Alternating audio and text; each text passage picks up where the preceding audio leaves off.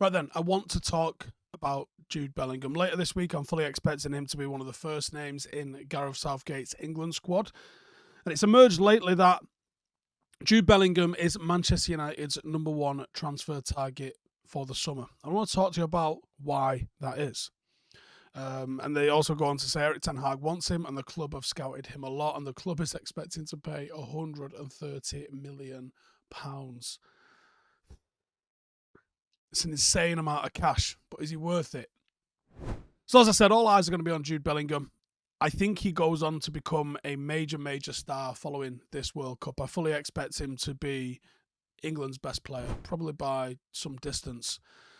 He is one of the hottest young players in the world, and he seems destined to have an impact on the world stage, not only with what he's going to do with England over the next 6 weeks, but what he's been doing at Borussia Dortmund as well. And all of this, including captaining his club at just the age of 19.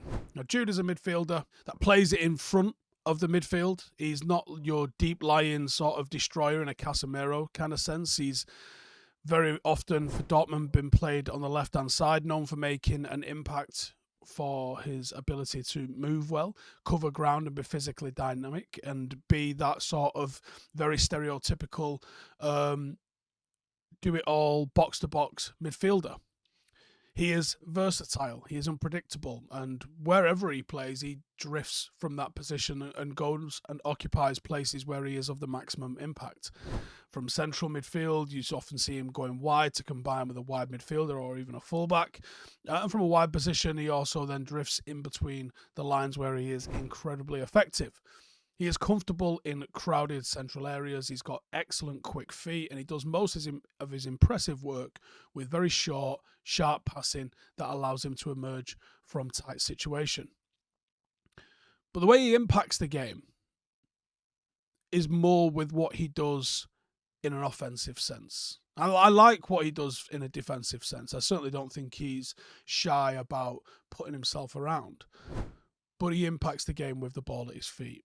His dribbling skills, his change of pace, the individual duels, that sort of through ball ability that he's got, which allows him to be effective and heavily involved in the final third. You get to see the skill level of him in the most difficult circumstances. Goal scoring, goal creating. He excels in open spaces. He is a danger with a third man run. He arrives late into the box and he gets on the end of stuff. But all that being said, he is not the most technical passer in the world, and that could be an age thing.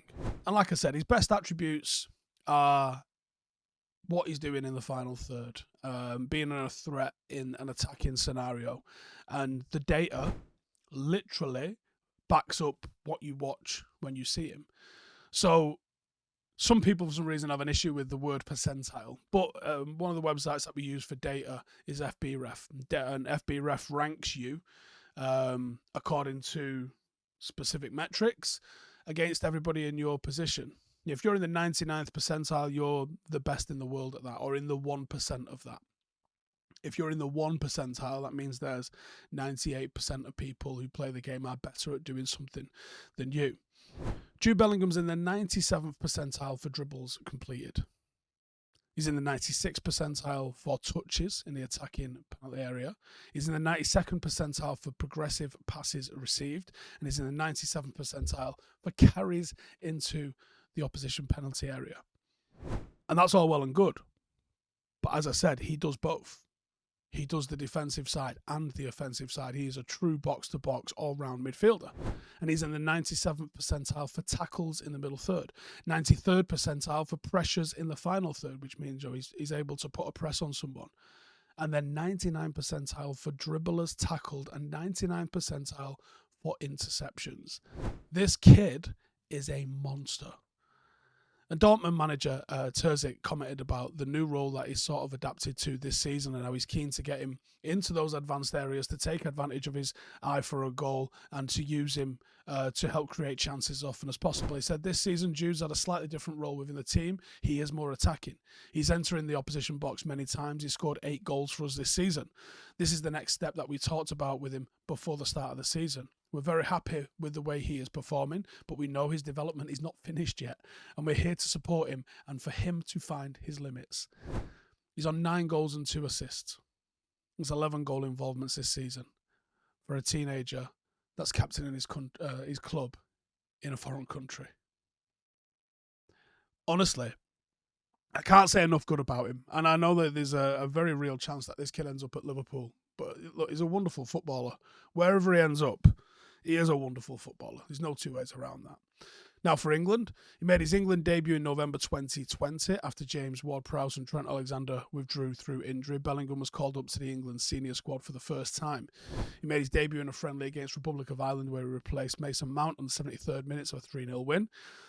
And at the time, he was 17 years old and 136 days. He became England's 3rd youngest international with only Theo Walcott and Wayne Rooney ahead of him at a younger age.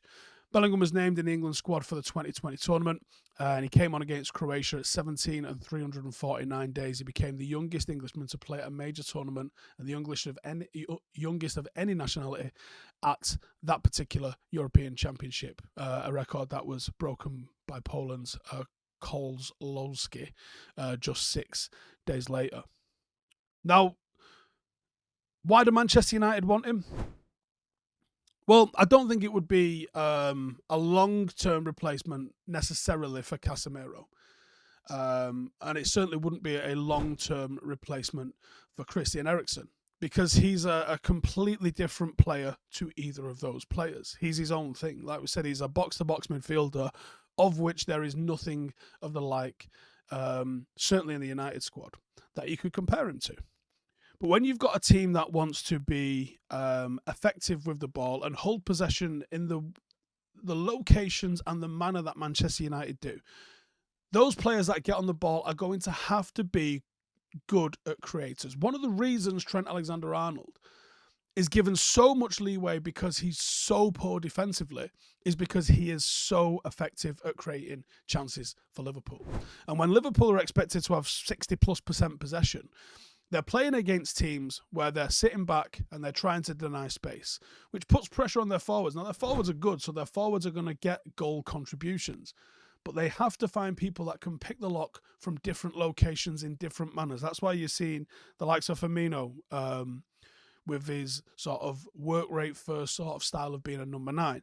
You see the wingers have become your goal scorers. It's because of how effective and how high up Liverpool push teams and how deep they make teams drop back. You have to look at different ways of unlocking. So with a Manchester United, things that we've seen in the past that you've been able to stop with us, we've seen it where our striker can be marked out of a game. We've seen it where you could mark Paul Pogba or Bruno out of a game. We've seen it where you deny the wingers the space to run in behind. To be a well-rounded team going forward, Manchester United need to have many different tools for many different locks.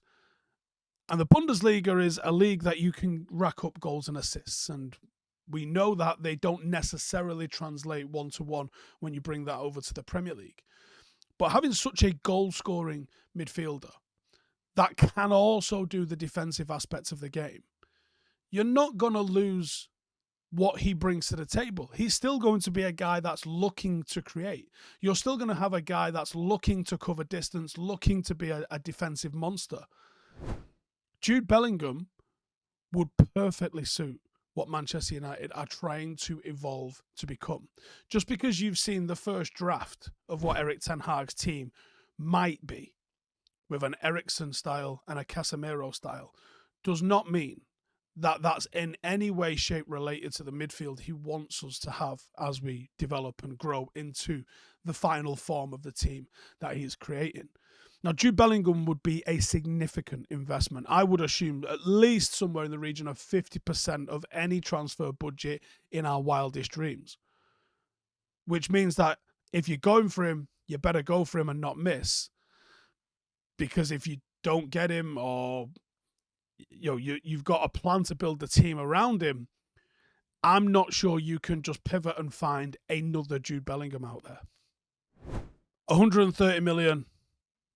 If the guy was to stay here for his entire career, which you'd expect is 33, 34, 35, 15, 16 years, then it looks like the sort of investment that you had in Wayne Rooney and the sort of investment you had in Michael Carrick, which at the time people pulled their face about the price for Michael Carrick or even the price that we paid for Rio. These transfers look like bargains by the end of those players' career. And I think Jude Bellingham is in the mould of those three. If you get him, people are going to stop talking about the price pretty quickly. If City had paid double what they eventually paid because of the clause with Erling Haaland, would anyone be moaning about the guy's price? I don't think so. And I think that there's a chance that Jude Bellingham comes in and does exactly the same. By the end of this World Cup, you're not going to be able to move for Jude Bellingham propaganda because I think he's unreal. And I think he's going to make an enormous impact for England in this World Cup. Let me know in the comments, do you agree? Do you disagree? For 130 million, would you try and build United's midfield around him? Because you've got to think at the minute, you're going to maybe get a couple more good seasons out of Casemiro and Eriksen. We've looked a little bit leggy in the last game. Someone like this coming in as our big signing in the summer, would you be about that? Let me know in the comments. I'll see you in the next one. Hey, thank you for watching the video. If you are new around these parts, then don't forget to subscribe. My channel is proudly supported by my community on Patreon. If you'd like to get a little bit of extra content, a Discord group, meetups, five-a-side games, weekly podcasts, behind the scenes, and even an occasional bit of transfer news as and when I get it, then for the price of a pint, you can show your appreciation for the content that we make and get some goodies for doing so as well. Check the link in the description or click the button right here. You'll also find all of my socials here too if you want to follow me on any of those platforms. Nice one.